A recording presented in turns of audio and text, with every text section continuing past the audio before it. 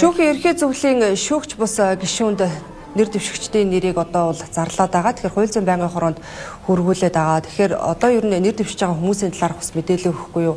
Ер нь энэ хүндлэнгийн байдлаар бас хяналт хийсэн гэсэн хяналтаас ер нь ямархуу дүгнэлтийг өнө гаргаж байгаа шиг байна. Тэгэхээр сайн бацхан үзэгчтэй 2019 онд одоо шүүхийн тухай хуулийг бол шинжилэн баталсан байдаг. За энэ хүү шинжилсэн найруулгаар бол шүүгч бус гишүүдийг томилохдоо олон нийтэд нээлттэй ил одоо сонгон шалгаруулах хар бол тогтсон байдаг. За энэ ч утгаараа энэ одоо төрийн бус байгууллагуудыг одоо хяналт тавих боломжоор нь хангасан байдаг. За энэ талаарх мэдээллийг бид та бүхэндээ одоо дэлгэрүүлэн хүргэх гэж байна.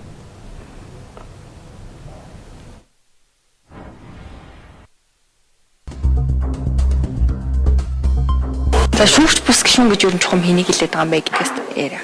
За баярлалаа. Тэгээд шүүхийн ерөнхий зөвлөл буюу шүүх эрх мэдлийн салбарт шүүхийн захиргааны чиг үүргийг биедан хэрэгжүүлдэг байгууллага байдаг. Энэ байгууллага маань 2019 оны үндсэн хуулийн нэмэлт өөрчлөлтөөр одоо яг үндсэн хуульд бие даасан юм 10 гишүүний бүрэлдэхүүнтэй зөвлөлийн хэлбэрээр үйл ажиллагаа явуулахаар хуульчлагдсан.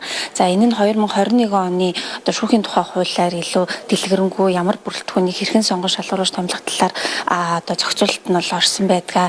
За энэ 10 хүний бүрэлдэхүүн маань шүүхийн одоо дотоод бие даасан байдлыг хангах, дээрэс нь бас одоо олон нийтийн төлөөлөл хяналтыг хэрэгжүүлэх үүднээс 5 шүүгч болон 5 шүүгч бус гишүүнээс бүрддэг.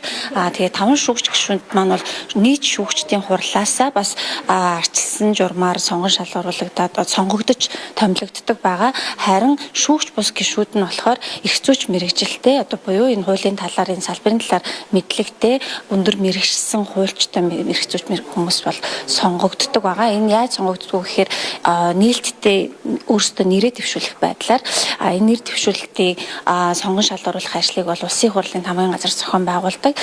Тэгээд яг энэ урьдчилсан сонгон шалгаруулалтыг болохоор тодорхой одоо хуульд заасан байгууллагуудын төлөөлөл 11 хүний бүрэлдэхүүнтэй ажлын хэсгээс бол сонгон шалгаруулад одоо ингээд үйл явц нь явж гин. Тэгээд улсын хурлын хууль зүйн байнгын хороогоор батлагдаад улмаар бол улсын хурлын чуулганаар бол томилогддог ийм хүмүүс байгаамаа. Тэгээд 2021 оны одоо шүүхийн тухай хуулийн араас анхны бүрэлдэхүүн томилогдоод 4 жилийн хугацаатаар томилогдоод ажиллаад одоо бүрийн хугацаа дуусж гин. Тэгээд дараагийн одоо бүрэлдэхүүнийг сонгон шалгаруулах ажил бол ингээд энэ оны 12 сарда багтаад одоо хэрэгжиж дуусах юм байна. За тэгэхээр энэ процесс дээр бол ерөнхийдөө одоо төрийн бас байгууллагууд хяналт тавьж ажиллаа шүү дээ. Та бүхний хувьд төрний одоо энийг яг юу гэж үзв? Энэ ер нь хуулийнхны давуу явагдав уу?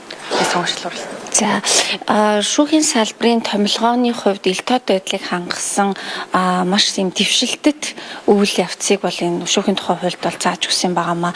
Тэр яагаад гэхээр энэ нэгдүгээрт бол энэ нэр дэвшилт буюу энэ шүүгч бус гишүүдийн сонгон шалгаруулах нэр дэвшүүлэх үйл ажиллагаа нээлттэй байдаг. Хуулиараа энийг нээлттэй байлгах, олон нийтэд мэдээлэх хугацаа арга замыг бол маш тодорхой зааж өгсөн байдаг.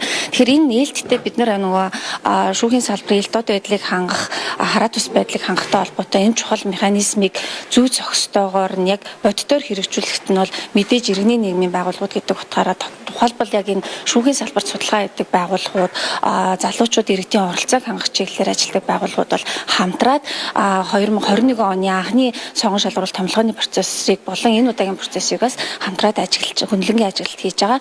Зарим талаар бас яг энэ шалгуур хангасан зөв зүйтэй хүмүүсийг одоо томилуулахтай холбоотойгоор бид нар бас зарим нөлөөллийн ажлыг бол хийж гин. Одоо мэргэжилтнүүдийн дунд хилцүүлгийг бол хийгээд явж байгаа. Одоогоор бол бид нар ямар ч хэлсэн ажилтны хүрээнд бол яг хуулийн дагуу процессийнхаа дагуу явж байгаа гэж харж байгаа. За одоо яг энэ үйл явц бол нэлээд тийм дунд шатанда орцсон. Эхний урьдчилсан шатны сонгон шалгаруулалт хийгдээ сая 24-ний байдлаар бол 11 сарын 24-ний байдлаар бол урьдчилсан одоо ажлын хэсгээс санал болох нэрс бол тодорхой болсон байгаа. За тэгээд энэ удаад бол би 5 хүн биш 4 хүнийг бол сонгон шалгаруулж байгаа. Яагаад гэвэл өнгөрсөн жил одоо өмнө нь байсан нэг гишүүн хугацаанаас өмнө чөлөөлөгдсөнтэй холбогдуулаад нэг гишүүн аль хэдийн томилогдсон байгаа. Тэгэхээр одоо 4 гишүүнийг бол нэрийг хууль зүйн байнгын хороонд бол танилцуулсан байгаа. Тэгээд цаашдаа бол нийтийн сонсгол буюу нээлттэй энэ томилгооны сонсголын одоо үйл явц маш чухал үйл явц бол хүлээж байгаа. Энд бол бид нараас оролцож тодорхой асуултуудыг тавьж мэргэжилтнүүдийн зүгээс санаа зовоож байгаа тэр асуудлуудыг бол хөндөж ярилцсанаа гэж бодож байна. Тэгэхээр энэ дэр нөгөө хяналт тавих явдтаа бас зөвлөмж гаргасан гэж сонсч байсан. Тэр зөвлөмж нь юу нэг яг ямар болгодог? За зөвлөмжийг бол мэдээж энэ ажилд хийж байгаа байгууллагууд дангаараа бол гаргаагүй.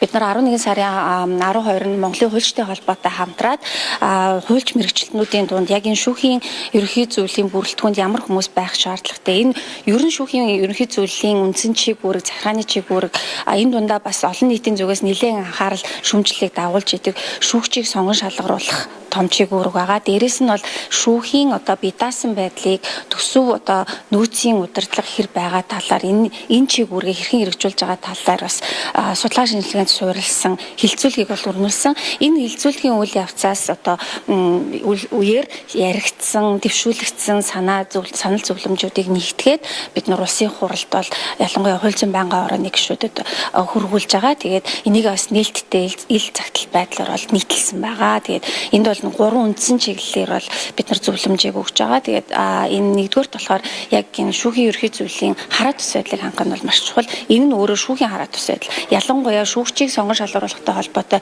чиг үүрэг дээр бол маш чухал байдаг учраас энэ одоо аливаа улс төрийн нөлөө бүхий улс төрийн үйл ажиллагаанд оролцож байсан, улс төрийн хамаарал бүхий этгээдийг сонгон шалгаруулахаас томилхоос одоо сэргийлээч гэсэн зөвлөмж байгаа.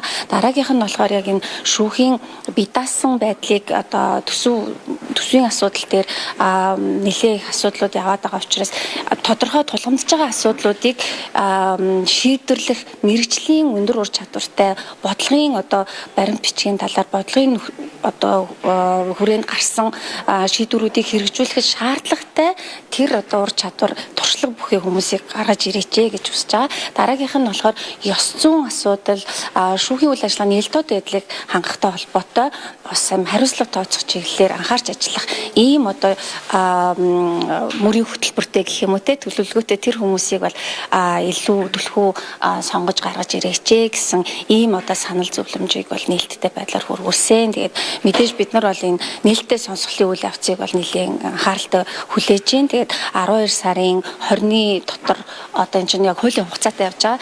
12 сарын 18 байсан баа. 18-ны дотор бол сонсгол хийгдэх байх. Ингээд 12 сарын ихээр буюу эх 7 хоногоос бол сонсголын тов зарлагдаад 2-7 хоногийн дотор бол бас иргэдээс мэдээлэл авдаг. Яг энэ шортлист буюу богино жагсаалтанд орсон энэ 4 нэр дэвшигчийн талаар хуульчид болон энэ салбарын бас тухайн хувь хүнийх нь хувьд мэддэг хүмүүсээс бол яг энэ шүүхийн ерхий зөвлөлд ажиллах боломжтой ёс зүйн болон одоо мэрэгжлийн ур чадварын хувьд шаардлага хангаж байгаа хэсэг талаар санал зөвлөмж бас хууль зүйн байнгын ороонд хөрвүүлэх боломжтой байгаа.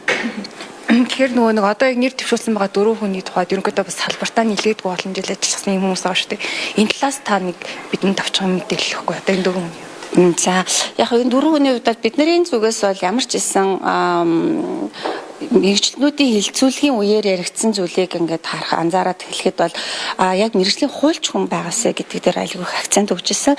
За яагаад тэгэхээр хууль сахиулагч буюу шүүхийн шийдвэр цагдаагийн байгууллагын ажилтны туршлагатай хүмүүс нэлээ их нөгөө нэр дэвшигчдийн 24 нэр дэвшигчийн хүрээнд бол нэлээд байсан л да. Тэгээд бид нар бол илүү яг хуульч буюу шүүхэд хэрэг хэмнэн шийдвэрлэх ажиллагаанд оролцох туршлагатай хууль яг хэрэглээний талаар хуульчийн одоо үүргийг өдөр тутамдаа хэрэгжүүлдэг. Эсвэл яг энэ чиглэлийн судалгаа шинжилгээний бас туршлагатай, академик талын туршлагатай тийм хүмүүс байвал их зүгээр юм аа гэсэн ийм саналууд явж байсан. За энэ хүрээндээ бол бас харьцангуй бас өмгөөлөгч яг академик талын одоо мэрэгжлийн судлаач, доктор гэд бас боломжийн нэр дэвшигчид байгаа юм болов уу гэж харж байгаа.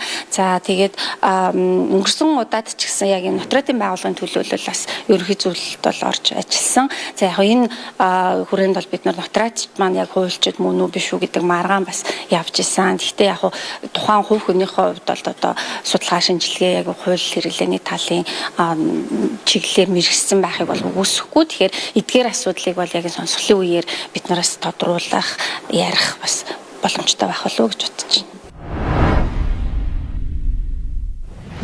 Тэгэхээр шүүгч бус гишүүн нэрээ дэвшүүлсэн 24 хүний дэлгэрэнгүй мэдээллийг бол шүүхийн ерөнхий зөвлөлөөс цахим хуудасаар дамжуулан олон нийтэд мэдээлж исэн. За одоогийн байдлаар эдгээр 24 хүнээс бол 4-ыг ингээд сонгон шалгаруулж улсын хурлын хууль зүйн байнгын хооронд бол танилцуулаад байгаа. За хууль зүйн байнгын хоороноос бол одоо томилгооны нээлттэй сонсголыг зохион байгуулж одоо эцсийн шийдвэрийг гаргах юм байна.